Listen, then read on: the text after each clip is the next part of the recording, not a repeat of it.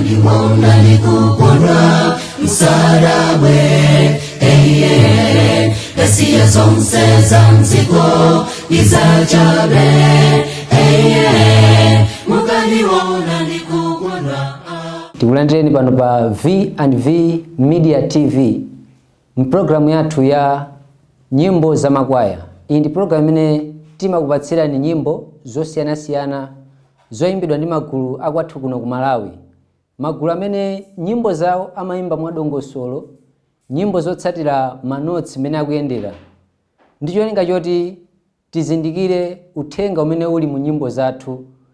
Tisayiwale kuti Mulungu wathu amafuna nyimbo zimene nzopereka chiyembekezo, nyimbo zimene tikazimvetsera zimatisuntha chifupifupi ndi Mulungu wathu wokhala kumwamba. Ndikupempheni kuti ngati nkotheka tikhale limodzi. Tikuyamba programu yathu ndi gulu la Chiuzimbi Youth Choir, nyimbo yawo imene akuti tsogolani Yehova. Tisayiwale kuti tikukhala mdziko limene mavuto ndi osaneneka. Tikamakamba nkhani ya njala, nkhondo, kusokonekera kwa zinthu zosiyanasiyana, muzonsezo pa ife tokha sitingakwanitse kuthana nazo. Chofunika kwambiri nchiona kuti timudalire Mulungu akhale patsogolo pa kena kalikonse kamene tikuchita. Tionera nyimbo imeneyi tikatero tibweranso. Yehova dzani mtitenge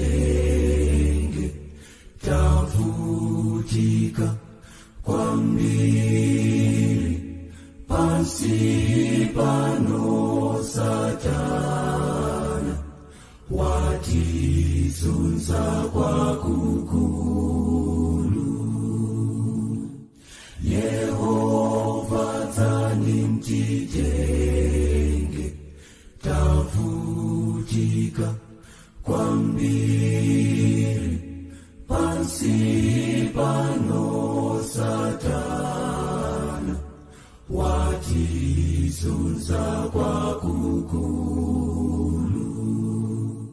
Tsogolani Yehova mumavuto anga onse kale ngonjetsiwa zonse moyo wanga. Tsogolani Yehova mumavuto anga onse kale ngonjetsiwa zonse moyo wanga.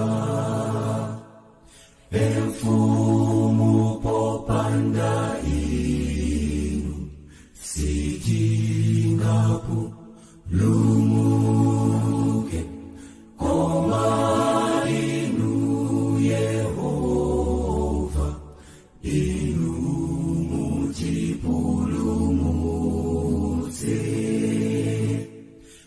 Mfumu popanda inu sitingapo lumuke koma inu Yehova inu mutipulumutse.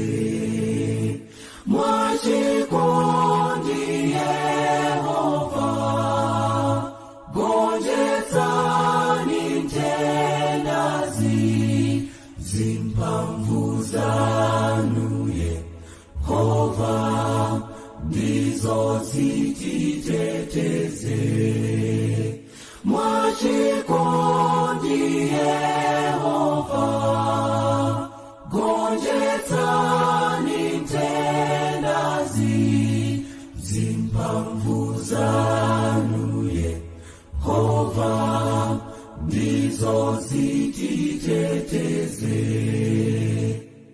Dzani inu mutitenge mwina tingamasuke mtima kuti iye asowe muntu omusokoneza. Dzani inu mutitenge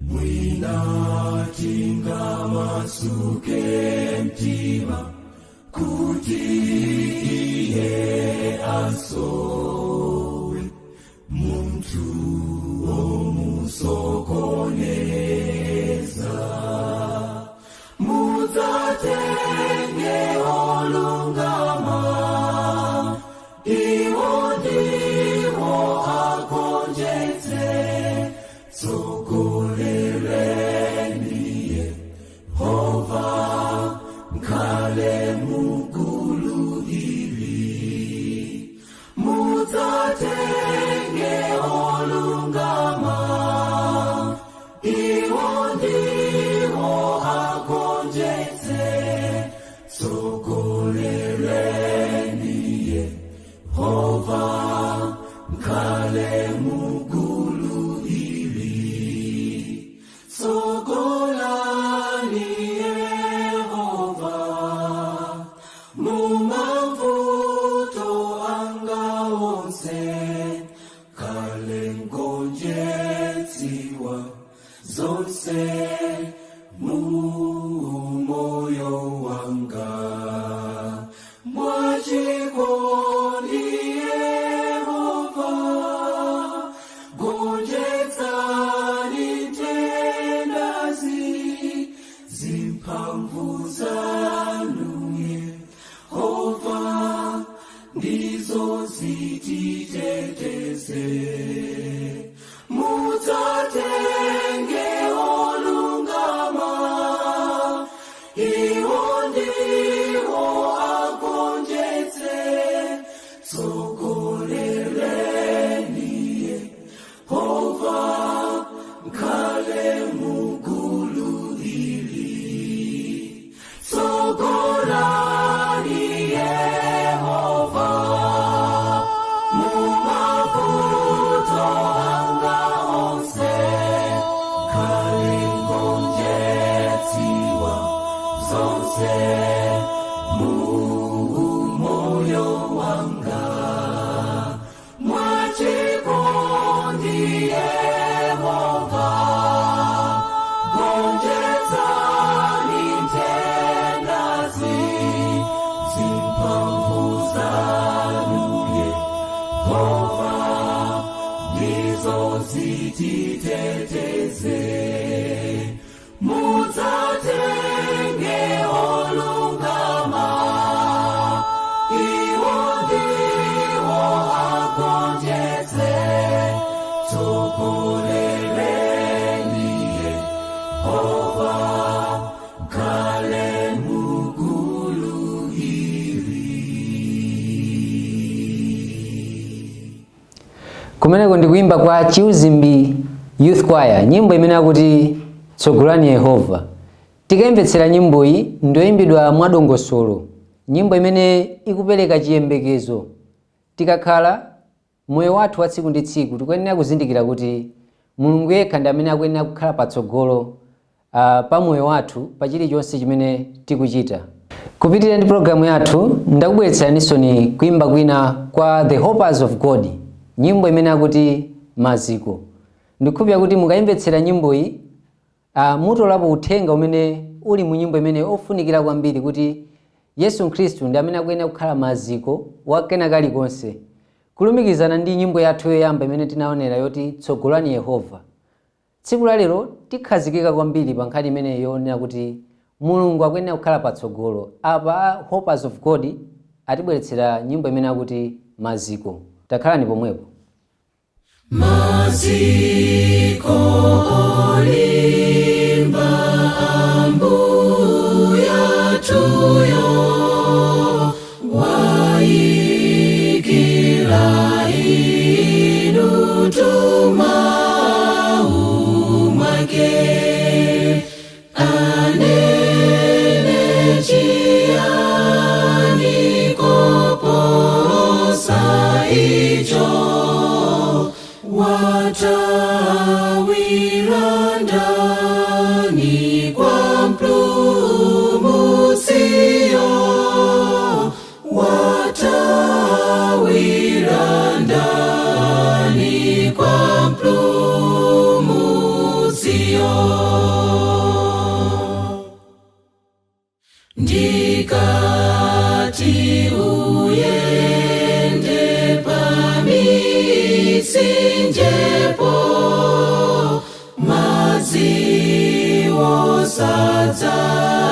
kukokolola pakuti nzakhala pamodzi nawe, nzadalitsa iwe, nzapatulawe, nzadalitsa iwe, nzapatulawe. Poyenda wemoto wa mayeso, chisomo changacho chikwaniradi, sudzapya konse indangofunatu, kuchotsa zoipa kuyeretsawe, kuchotsa zoipa kuyeretsawe.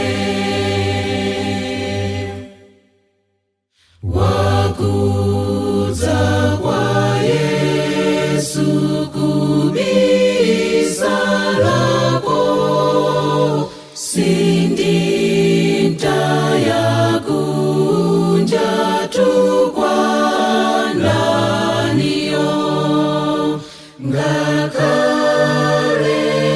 adani agwedezetu, sindisiya konse, sindisiyatu, sindisiya konse, sindisiyatu. Chabwino, amene wanali a Hopers of God, nyimbo imene akuti maziko. Ndikukhulupirira kuti mwadalitsika nayo ndipo mwatola uthenga ofunikira kwambiri. Aona kuti Yehova akuyenera kukhala maziko. Maziko amene ndi okhazikika kwambiri ndiye Yesu Khristu. Yesu Khristu akakhala maziko, tutanthauza kuti pakena kalikonse amene akuyenera kukhala oyamba ndi Yesu Khristu. Chifukwa chani?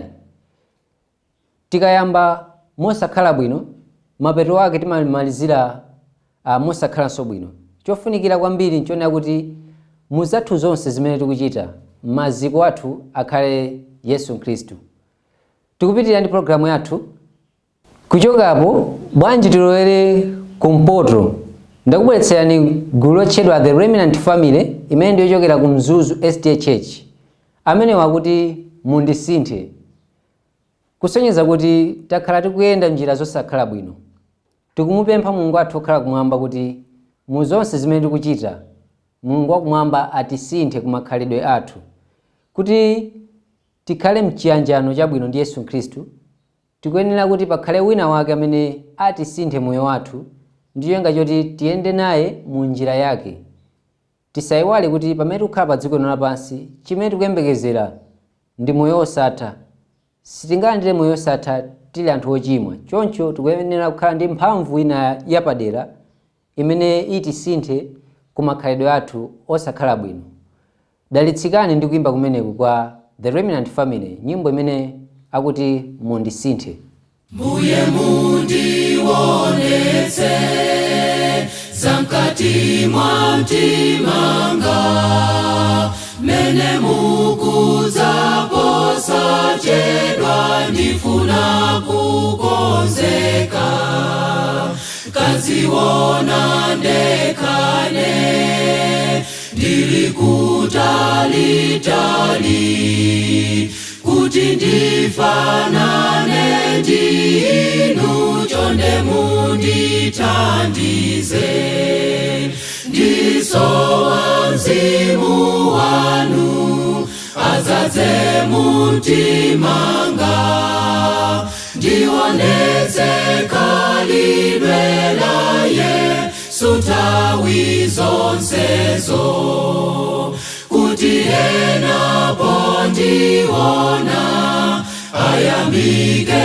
Mulungunu, nanena utenga wabwino ulindi mphamvube. Mundisinthe ine Mbuye, ndisinthe ine. Mundisinthe ine Mbuye, ndisinthe ine. Ndithandize kusiya kuziyesa oyera, pokondwa nzofoka za ena kuiwala za ine.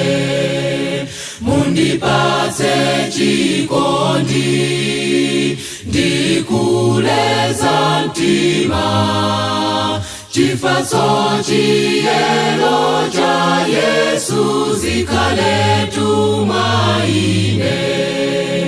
Ndisowa Mzimu wanu adzadze mumtima mwanga, ndionetse khalidwe la Yesu nthawi zonsezo, kuti ena pondiona ayamike Mulungunu, nanena utenga wabwino ulindi mphamvube. Ndisowa Mzimu wanu adzadze mumtima mwanga, ndionetse khalidwe la Yesu nthawi zonsezo, kuti ena pondiona ayamike Mulungunu, nanena utenga wabwino ulindi mphamvube. Mundisinthe ine Mbuye, ndisinthe ine. Mundisinthe ine Mbuye, ndisinthe ine. Mundisinthe ine Mbuye, ndisinthe ine. Mundisinthe ine Mbuye, ndisinthe ine. Kuimba kumeneko ndikuchokera kwa Remnant Family, mutu wake amati mundisinthe. Pamene tupita kumapeto kwa programu yathu ya nyimbo za makwaya, zimene ndi nyimbo zoyimbidwa motsatira manotsi, komanso zoyimbidwa opanda instrument ina iliyonse kapena kuti zida. Pamene tupita kumapeto kwa programu yathu, ndakubweretserani kuimba kwa His Lamb, nyimbo imene akuti mundikumbukire. Tisayiwale kuti mtsiku la lero mpulogalamu yathu tinakhazikika pa nkhani yokhudza kumutenga Yesu Khristu kukhala oyambirira pakena kalikonse kamene tikuchita. Kufikiranso tsiku lina pamene ndidzabwerenso ndi pulogalamu ngati yomweyi, ine dzina langa ndi Luciano Lion. Pitirani kuonera V&V Media TV. Ndapita. Menena mondwe adza, pamene tidikira, zovuta zitigwera, mayeso atigwera.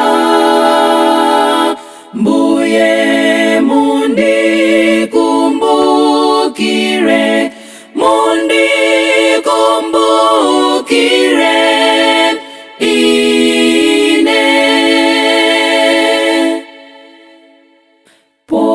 Poyenda ine panyanja, mletse zondi upyazo mafundewo aleke zowo pyazo zimire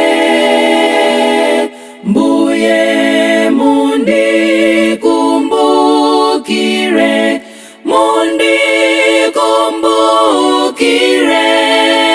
ine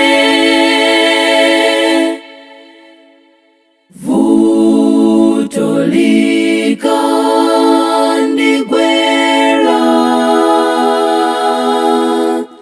ndi maundi kulira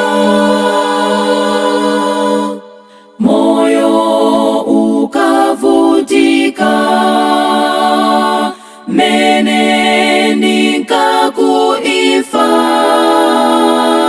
mbuye mundikumbukire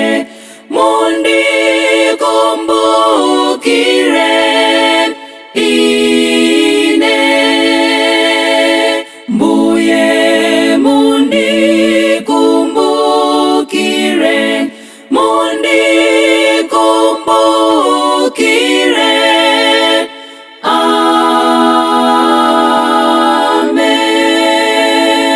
amen. Ukaniwona nikukondwa msarawe Ghasia zonse za mzigo izachabe mukaniwona nikukondwa musanilande chimwemwe